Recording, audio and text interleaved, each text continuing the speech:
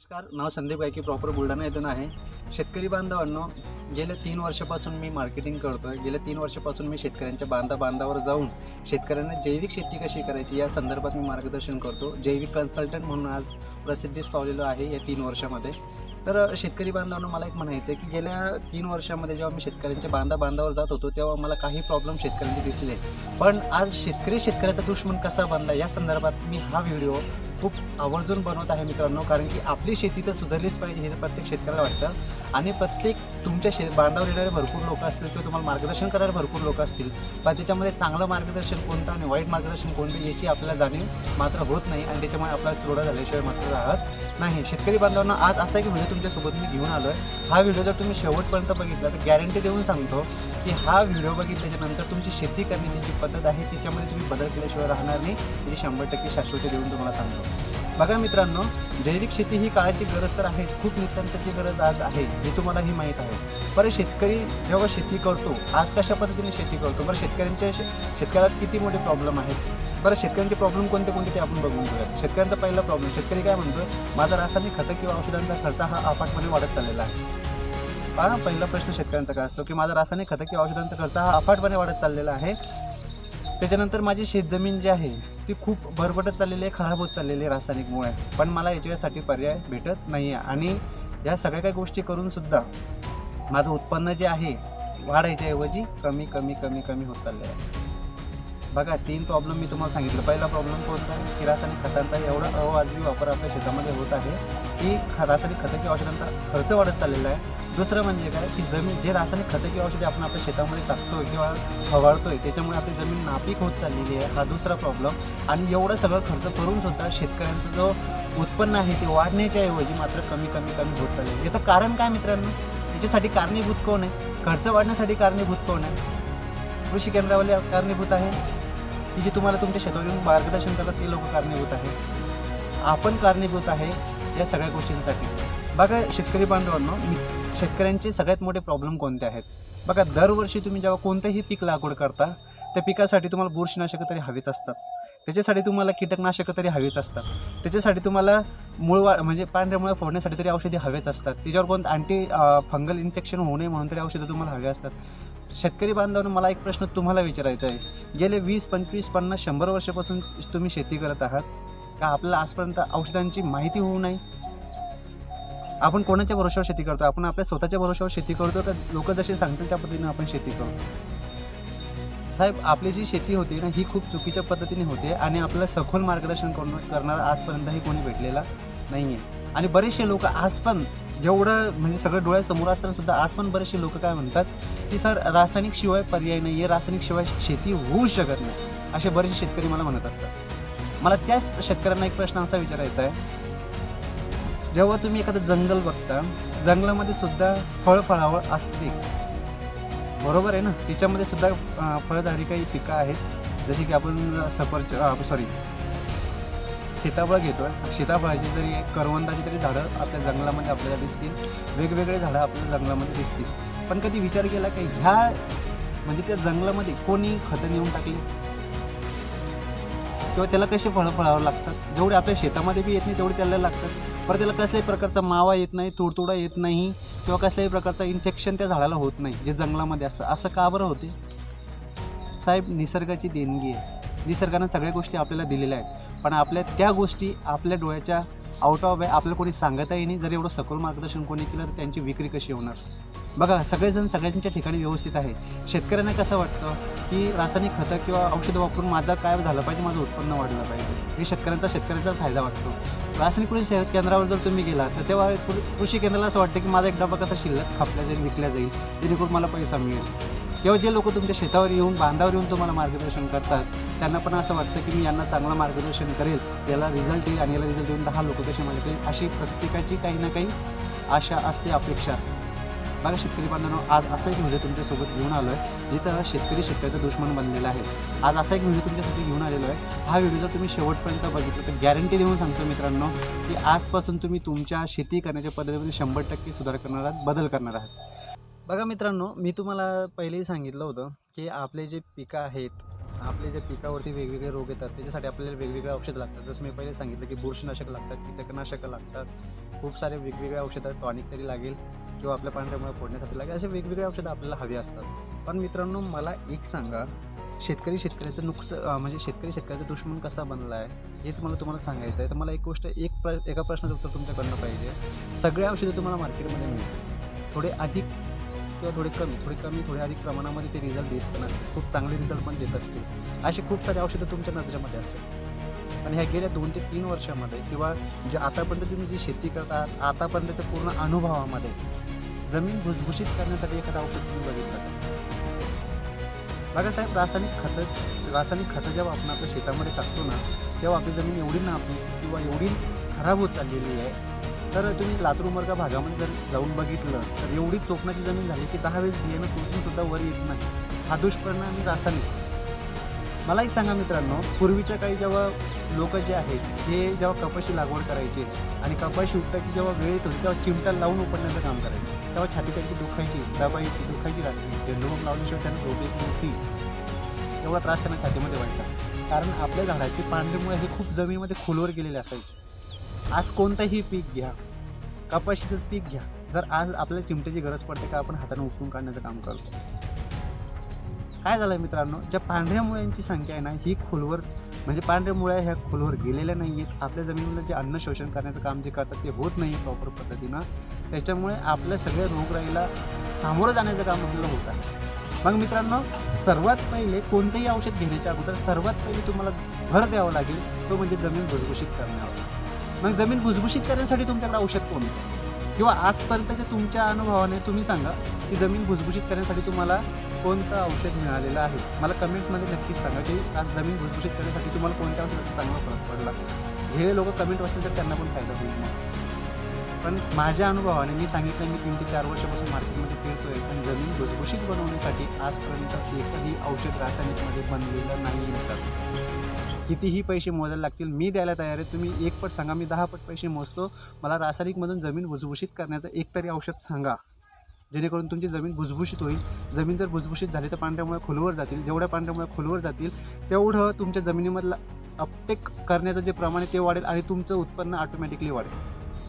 मग जमीन भुसभुशीत करण्यासाठी मला एखादं औषध सांगा.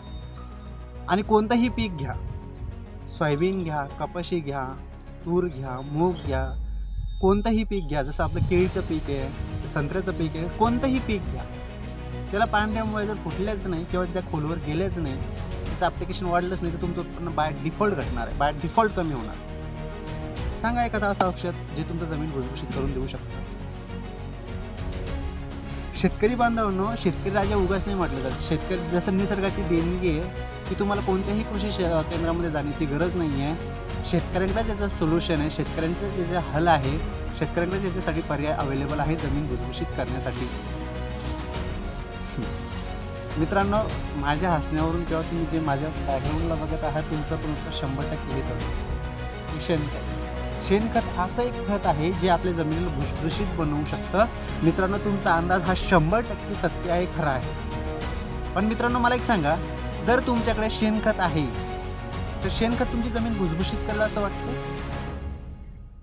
साहेब, शेणखत आज आपल्या शेतीसाठी नितांताची गरज आहे, पण हे शेणखत आपल्यासाठी दुश्मन बनलं हे तुम्हाला माहीत आहे? नाही ना?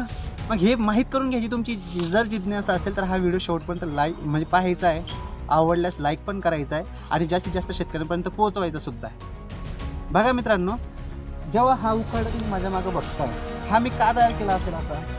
का याच्यावरती असे हे शेणाचे ठोकले आणून टाकले असतील मी असे? असं का नाही केलं की गाई झाले, म्हैस झालं, बैल झाले, गुरंढोरं झालं, यांनी शेण दिलं मी ते शेण उचललं आणि आपल्या शेतात विकलं, असं का बरं नाही झालं? जर मी तसं केलं असतं तर तुम्हाला माहिती काय होऊ शकलं असतं. तुम्हाला माझ्यापेक्षा जास्त अनुभव आहे मित्रांनो. शेतकरी पण माझ्यापेक्षा अनुभव जास्त आहे. तर गाईचं, म्हशीचं जर शेण आपण तासात आता गरम शेत जर आपल्या शेतामध्ये फेकलं तर ते खूप हिटेड आहे. आणि ते हिटेड असल्या कारणाने काय होईल की आपल्या मालामध्ये एवढी हीट तयार होईल की आपल्या पांढऱ्या मुळ्या ज्या आहेत झाडाच्या त्या खूप कमजोर असतात, त्या वाळून जाण्याची शक्यता असते आणि आपला माल खराब होण्याचे खूप सारे चान्सेस ह्या खतामुळे असतात. हे तुम्हाला माहीत. मग पर्याय काय आहे की तेच शेणखत काय करायचं, असं पूर्णपणे साचवायचं, तयार करायचं, म्हणजे एका गड्ड्यामध्ये टाकून ठेवायचं. याच्यामुळे काय होईल की याच्यामध्ये शेणामध्ये मित्रांनो तुम्हाला हे माहीत असेल की शेणामध्ये सगळ्यात जास्त बॅक्टेरिया तयार होतात, किडे तयार होतात, बरोबर ना मित्रांनो. मग हे बॅक्टेरिया किडे तयार करण्यासाठी आपण त्याला एका गड्ड्यामध्ये साचवतो. गड्ड्यामध्ये साचवतो म्हणजे काय करतो आपण, एका ठिकाणी गोळा नाही करत आहे आपण, त्याच्यामध्ये किडे तयार करण्यासाठी, जीवाणू तयार करण्यासाठी याला आपण एका ठिकाणी घेतो. बघा मित्रांनो, हे शेणखत शेतकऱ्यासाठी हानिकारक कसं आहे. जर आपण तर कच्चं शेण घेतलं, सगळ्यात पहिले काय सांगितलं की हीट असल्यामुळे आपला माल वाळू शकतो. कच्चं शेणखत जर आपण आपल्या शेतामध्ये टाकत असेल तर सगळ्यात जास्त उधई लागण्याचे चान्सेस आहेत. ते उधई लागू नये म्हणून आपलं वेगळं औषध आणावं लागेल, तर आपला खर्च वाढला. ह्या शेणखतामध्ये उन्नी, ज्याला हुमणी आळी आपण म्हणतो, ती हुमणी आळी सगळ्यात जास्त या शेणखतात असते. त्या हुमणी आळी जर आपल्या शेतामध्ये गेली तर पांढऱ्यामुळे तोडून काढते, झाडाला खालून पूर्णपणे तोडून काढण्याचं काम हे हुमणी आळी करत असते आणि आपल्या मालाला खराब करण्याचं आणि वाळवण्याचं काम हे उन्नी करत असते, म्हणजे हुमणी आळी करत असते. त्याचा पण खर्च आपला वाढला. कसं शेतकऱ्यांचा खर्च कसा वाढतं हे कळतं ना मित्रांनो. हे शेणखत हिच्यामध्ये जीवाणू आहेत, हे जीवाणू तयार करण्यासाठी आपण त्यामध्ये टाकलं होतं. पण जेव्हा कच्चं पक्कं शेणखत मिश्रित होऊन जातं त्याच्यामध्ये काय तयार होतं तर उन्नी, त्यासाठी आपल्याला औषध आणावं लागतं. उन्नी म्हणजे हुमणी आळी. त्याच्यानंतर उधई, ज्या पांढऱ्या किडे असतात ते आपल्या झाडाला नुकसान करण्याचं काम करत असतात, बरोबर ना. आता मला एक सांगा मित्रांनो, जर याच्यामध्ये जे जीवाणू आहे, जे जीवाणू आपल्या शेतामध्ये जर पडले तर ती जमीन भुसभुशीत बनवण्याचं काम करतील. जेव्हा जमीन भुसभुशीत होईल तरच आपला फायदा होणार आहे. आपण काय करतो मित्रांनो, बघा या समोर बघा मित्रांनो, हे जे फक्त शेण आहे हे बघा, हे आज सकाळी याच्यावरती टाकण्यात आलेलं आहे, बरोबर आहे. आता काय झालं, हा उखाडा पूर्णपणे माझा भरलेला आहे मागच्या 1 वर्षापासून. पण खरोखर ह्या उखाड्याला 1 वर्ष झालं आहे का? लक्षात घ्या, ह्या उखाड्याला 1 वर्ष झालं आहे का मित्रांनो? अजिबात नाही. जे पहिलं टोपलं, जेव्हा मी हा पूर्ण उखाडा खाली झाला होता तेव्हा मी पहिलं टोपलं टाकलं होतं, त्यानंतर दुसरं टाकलं होतं, त्याच्यानंतर तिसरं टाकलं होतं, असं रोज करत 1 वर्ष झालं आहे. म्हणजे 365 दिवस झाले, म्हणजे 1 वर्ष कंप्लीट झालेलं आहे. मग 1 वर्ष कोणत्या खताला कंप्लीट झालं? म्हणजे आता टाकलेलं हेवरचं जे शेण आहे याला 1 वर्ष झालं आहे का? जे पहिलं टोपलं पडलं त्याला 1 वर्ष झालं आहे? जे पहिलं टोपलं पडलं होतं मित्रांनो त्याला 1 वर्ष झालं आहे. जे मधात आलेलं आहे त्याला 6 महिने झालेत. आणि जे वरती सगळ्यात पहिलं टोपलं पडलं साहेब त्याला 1 दिवस झाला आहे, फक्त 1 दिवस. आता काय झालं मित्रांनो, शेतकऱ्याला खूप घाई झालेली आहे उत्पन्न वाढवण्याची. त्याच्यामुळे काय करतात, हे जेव्हा आता मी भरणार, हे कच्चं पक्कं शेणखत जे आहे ते मी माझ्या शेतामध्ये टाकणार. आधी याच्यामध्ये जे पिकलेलं खत आहे त्याच्यामध्ये बॅक्टेरिया तयार आहेत, म्हणजे जीवाणू तयार आहेत, ते आपल्या जमिनीमध्ये पडतील, जमीन भुसभुशीत करतील, तर आपल्याला 100% 1001% फायदा होणार आहे. हे 100% गॅरंटी देऊन सांगतो. त्याच्यानंतर जे कच्चं पक्कं शेणखत पडल्यामुळे त्याच्यामध्ये काय तयार झालं, एक उन्नी तयार झाली, त्याला हुमणी आळी आपण म्हणतो, ती तयार झाली. त्यासाठी खर्च कसा वाढला आहे हे मला सांगायची गरज नाही आहे. उधई तयार होते त्याच्यामुळे. बरं, उन्नी जेव्हा आपल्या शेतामध्ये जाते तेव्हा आपण रासायनिकमधून एक औषध आणतो, त्याचं नाव तुम्हालाही माहीत आहे. उन्नी जर आपल्या जमिनीमध्ये पूर्णपणे घालवायची किंवा तिला मारायचं आहे तर वरून फावरून जमत नाही, तिला आपल्याला जमिनीमध्ये काहीतरी सोडावं लागतं. मग जमिनीमध्ये एवढं हार्ड पॉयझन सोडावं लागतं की ती उन्नी मेली पाहिजे. आज आपल्याकडे फक्त एकच औषध आहे, म्हणजे गॅस पॉयझन. गॅस पॉयझन वेगवेगळ्या मार्केटमध्ये अवेलेबल आहे, पण सर्वात प्रचलित औषध आहे क्लोरोपायरीफॉस. हे उन्नी मारण्यासाठी कारणीभूत आहे. हे औषध काय करतं, जमिनीच्या 1 हितभर खाली आणि जमिनीच्या 1 हितभर वर असा पूर्णपणे गॅस तयार करण्याचं काम करतं. याचा रिझल्ट 2 दिवसाचा आहे.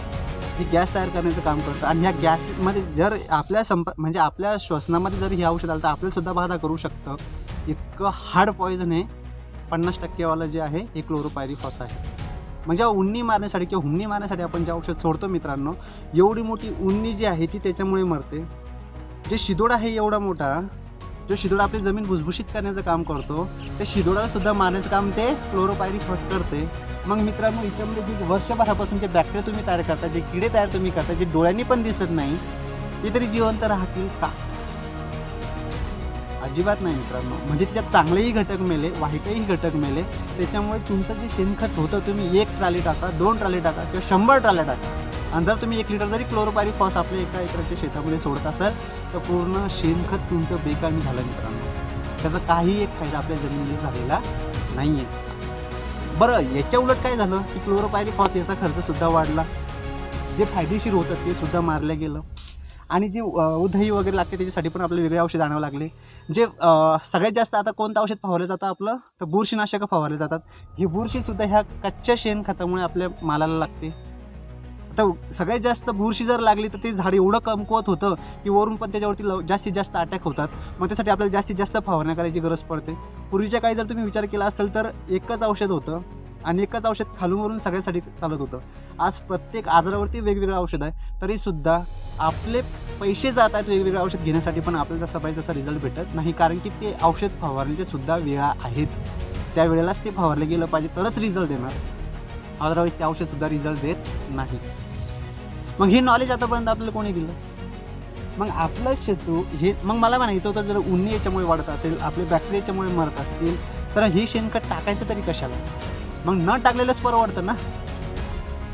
मित्रांनो, खूप विचार करून हा व्हिडिओ बनवला. गेले 3 वर्षापासून मी शेतकऱ्यांचे प्रॉब्लेम समजून घेतो आणि त्याच्यावरती हा व्हिडिओ बनवतो आहे. जर तुम्हाला शेणखतच टाकायचं असेल आपल्या शेतामध्ये, तर याला पूर्ण 1 वर्ष झाल्याच्यानंतर याच्यावरती प्रक्रिया करा, याला पूर्णपणे कुजेल यासाठी प्रक्रिया करा. आणि हे पूर्णपणे जेव्हा कुजेल ना मित्रांनो, इकडे पूर्ण हे बघा, या मित्रांनो इकडं हे बघा, याच्यामध्ये असं वाटतं की हे कुजलेलं आहे. हे बघा, याच्यात कुजलेलं आहे असं वाटतंय, पण याच्यामध्ये हे बघा, याच्यामध्ये काळ्या पण आहे, म्हणजे कच्चं पण आहे.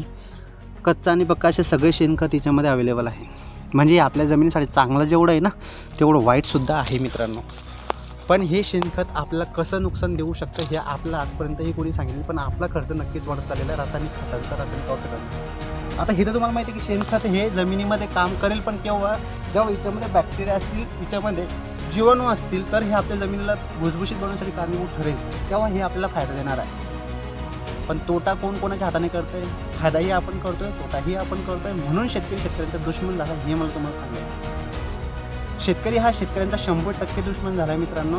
आज कोणताही शेतकऱ्याला जर म्हटलं की तुझ्या मालाला काय आजार झालेला आहे, 50 वर्षापासून शेतकरी शेती करतोय, आजोबांनी शेती केली, वडिलांनी शेती केली, आज आपण शेती करतो, म्हणजे गेल्या 3 पिढ्यांपासून आपण शेतीच करत आलो, आणि तरीसुद्धा आज आपल्याला बुरशीसाठी जर एखादा कोणता औषध मागायची गरज पडली किंवा कोणता रोग या झाडावरती पडला, तर आपण एकच गोष्ट करणार, एकतर पान तोडून कृषी सेवा केंद्रामध्ये नेणार, किंवा जास्तीत जास्त आपण एक गोष्ट करणार मित्रांनो, याचा फोटो काढून तरी, आधुनिक टेक्नॉलॉजी म्हणजे काय, फोटो काढून तरी आपण कृषी केंद्रामध्ये नेणार, किंवा पूर्णचे पूर्ण झाड उपटून तरी कृषी सेवा केंद्रामध्ये नेणार. मित्रांनो, याच्यामुळे होतं काय माहीत आहे, कृषी केंद्रावाला, मी पहिले सांगितलं, कृषी केंद्रावाल्याला सुद्धा वाटते की माझी एक बॉटल शिल्लक कशी खपेल, तो त्याचा फायदा बघतो. तुमच्या शेतामध्ये आणून याचा फायदा होईल की नाही याची गॅरंटी केव्हा येणार तुम्हाला? जेव्हा तुम्ही तुमच्या शेतावरती फवारणार तेव्हा याची गॅरंटी येणार. जोपर्यंत रिझल्ट दिसणार नाही तोपर्यंत गॅरंटी येणार नाही. मग मित्रांनो, आपलं कृषी सेवा केंद्रावाला एवढी डिटेलमध्ये इन्फॉर्मेशनसुद्धा सांगणार नाही, करून आजारही तुम्हीच वाढवा तरच त्याचं औषध खपलं जाईल, तर त्याला चांगलंच आहे ना. उलट कोणताही कृषी केंद्रावाला तुम्हाला हे मार्गदर्शन करणार नाही. कृषी सहाय्यक एखादा जर असेल तर तो तुम्हाला फीज मागेल, त्याच्यामुळे सुद्धा तो तुम्हाला प्रॉपरपणे, आता तुम्ही कोणाला फीज देणारच नाही, म्हणजे काही तुम्ही कोणाची मदत करणार नाही, तर कोणी तुमची मदत कसं करणार आहे बरं? खूप सारे शेतकऱ्यांच्या बांधावरती माझ्यासारखे बिझनेस कन्सल्टंट येतात. जैविक शेती कशी करायची, कशा पद्धतीने तुम्हाला फायदा होणार आहे, कशा पद्धतीने तुमचा खर्च कमी होणार आहे, कशा पद्धतीने तुमचं उत्पन्न वाढणार आहे, यासाठी मार्गदर्शन करतात. पण आमच्यासारखे आमच्यासारखे कन्सल्टंट जेव्हा तुमच्या शेतावर येतात ना, तर सगळ्यात पहिली तुमची रिॲक्शन अशी असते, आला हा फसवायला, आला मला गंडवायला. मित्रांनो, मी जर तुमच्या शेतावर येत असेल किंवा कोणीही व्यक्ती जर तुमच्या शेतावर येत असेल, तो तुम्हाला गंडवतो, याची काय शाश्वती ते मला सांगा. त्याचं तुम्ही व्यवस्थित ऐकून घेतलंच नाही, तुमचं तुम्ही नॉलेज, बरं एकतर तुम्हाला नॉलेज नाही आहे, बरं ज्याच्याकडे नॉलेज आहे तो जर तुमच्याकडे पुढं होऊन येत असेल, तर त्याची गरज नाही तुमची शेती उत्पन्न वाढवून देण्याची, त्याची गरज ही आहे मित्रांनो, जर तो तुमच्या शेतावर आला, तुमचं जर उत्पन्न वाढलं, तर तुमच्या माध्यमातून 10 शेतकरी अजून त्याला कसे मिळतील हे कोणतेही जो तुमच्या शेतावर येतो त्याला वाटत असतं. पण मित्रांनो, एकतर आपण त्याच्याकडे औषधं एकतर ऐकून आपण घेतली नीट व्यवस्थित त्याचं, बरं एखाद्या व्यवस्थेने व्यवस्थित समजून सांगितलं, आपण ऐकलं आणि त्याच्याकडून औषध जर घेतलं, तर आपण त्याची प्रॉपर ट्रीटमेंट करत नाही. त्याची प्रॉपर ट्रीटमेंट केल्यामुळे काय होतं की आज मी आलो तर तुम्हाला माझी ट्रीटमेंट आवडतो, उद्या दुसरा कोणी आला उद्या त्याची ट्रीटमेंट आवडते, तिसरा आला त्याची ट्रीटमेंट आवडते. बघा मित्रांनो, 3-3, 4-4 लोक तुमच्या शेतावर येतील, 10 लोक तुमच्या शेतावर येतील, 10 लोकांचं जर तुम्ही ऐकलं तर तुम्हाला रिझल्ट अजिबात मिळणार नाही, हे मी आज म्हणून देतो मित्रांनो. बघा, मी एक डॉक्टर आहे आणि माझ्या शेजारी एक डॉक्टर आहे, आणि आम्ही दोन्ही पिंपलचं काम करतो, म्हणजे ज्याच्यावर जे फुटकळ्या वगैरे पुरळ वगैरे, तर त्यासाठी आम्ही दोघंही डॉक्टर काम करत आहोत. आता माझी ट्रीटमेंट आहे की मी फुटकळ्यांना आतमध्ये दाबेल, जेव्हा मी फुटकळ्यांना आतमध्ये दाबेल ते समोरच्याला रिझल्ट दिसेल, ही माझी ट्रीटमेंट आहे. पण दुसरा डॉक्टर ट्रीटमेंट कशी करेल की पूर्णपणे फोडण्यासाठी, म्हणजे हे जे पिंपल्स वगैरे हे आलेले हे फोडण्यासाठी काम करेल, आणि फोडल्यामुळे ती लस आहे ती पांगू देणार नाही, त्याच्यामुळे नेक्स्ट टाईम जे आहे ती पिंपल्स तुमच्या चेहऱ्यावरती दिसणार नाही. ही त्याची ट्रीटमेंट आहे. म्हणजे एक डॉक्टर ट्रीटमेंट देतो दाबण्यासाठी आणि एक डॉक्टर ट्रीटमेंट देतो फोडण्यासाठी. बरं, दोन्ही औषधं एकत्र झाले तर काय होऊ शकतं? अतिशय भयंकर नुकसान आपल्या स्किनचं होऊ शकतं मित्रांनो. तसंच आपल्या जमिनीचं पण. म्हणजे कोणतेही 10 लोक जर तुमच्याकडे येत असतील ना, 10 लोकांचं मार्गदर्शन नाही, पण 10 पैकी एक जो तुम्हाला चांगलं मार्गदर्शन करत असेल, आपल्या मनाला जो चांगला वाटत असेल त्याचं मार्गदर्शन 100% पहिल्यापासून तर शेवटपर्यंत आपण घेतलं पाहिजे आणि आपलं उत्पन्न आपण वाढवायला पाहिजे.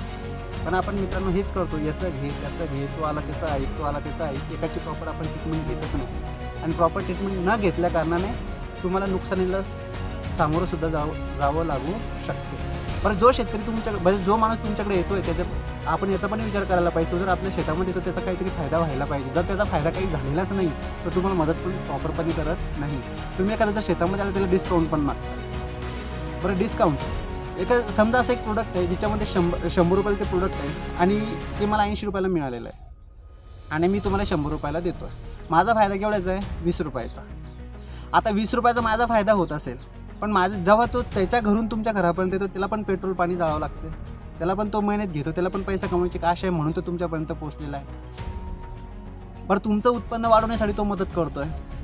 बरं, 20 रुपयामध्ये त्याचं हायली बांधल्या जाणार आहे का? तर 10% 20% त्याची हायली बांधल्या जाईल का? अजिबात नाही मित्रांनो. त्याची हायली पण बांधल्या जाणार नाही आणि तुमचं पण जास्त फारसं नुकसान होणार नाही. पण होतं काय, आपण त्याला डिस्काउंट मागतो. डिस्काउंट मागल्यामुळे काय होतं की 80 रुपयाची वस्तू त्याने जर 80 रुपयामध्येच दिली तर त्याने मुद्दल तर कमावली, पण जो येणे जाण्याचा खर्च तो त्याला परवडणार आहे का? मग परत तुम्ही फोन जरी केला ना तर तो माणूस तुमच्याकडे येत नाही. कारण का? तर तुमच्यापर्यंत याला परवडतच नाही. तुमचे जर म्हणजे त्याला जर 20 रुपये 50 100 200 रुपये जर राहिले तर तो आवर्जून येईल पुढच्या वेळेस तुम्हाला औषध द्यायला. पण आपण ते 200 रुपये त्याचे जे हक्काचे असतात ना ते पण मारण्याचं आपण काम करतो शेतकरी बांधवांना. म्हणजे आपल्याला उत्पन्न पण वाढलं पाहिजे, आपला पैसा पण नाही गेला पाहिजे, समोरच्याने फुकटमध्ये मार्गदर्शन करायला पाहिजे. तुम्ही तरी एखादा क्विंटल उत्पन्न म्हणजे तुमचं उत्पन्न वाढल्यानंतर एखाद्याच्या घरामध्ये 2 क्विंटल 3 क्विंटल नेऊन टाकतं का मी शेतकरी बांधवांना? मग त्याच्याकडून काय अपेक्षा करता? जो तुमच्या शेतात आहे त्याच्याकडनं काय अपेक्षा करता की माझे येणं पैसे वाचवले पाहिजे, येणं माझं उत्पन्न वाढून दिलं पाहिजे? ही अपेक्षा चुकीची नाही का? तर बांधवांनो, मला एकच सांगायचं आहे, कोणीही येत असेल तर तुमच्या फायद्यासाठीच सांगत असेल. फक्त आपली दृष्टिकोन तसा पाहिजे, आपली नजर तशी पाहिजे. आपण जर काळा चष्मा घातलेला असेल तर आपल्याला काळाच दिसणार, आपण पिवळा चष्मा घातलेला असेल तर आपल्याला पिवळं दिसणार, आपण पांढरा चष्मा घातलेला असेल तर आपल्याला पांढरं दिसणार. तुमची मानसिक सारणी, तुमचे विचार जसे असतील ना तसे समोरची व्यक्ती तुम्हाला दिसणार आहे. म्हणून तुम्ही आजपासून विचार करा, जो व्यक्ती माझ्याकडे येतोय तो माझ्या फायद्याचंच सांगणार आहे. आणि तुम्ही जर या दृष्टिकोनातून बघितलं तर 101% नाही, 1001% गॅरंटी देऊन सांगतो की तुमचा फायदाच तो करून देईल, तो तुमचं नुकसान अजिबात करणार नाही मित्रांनो.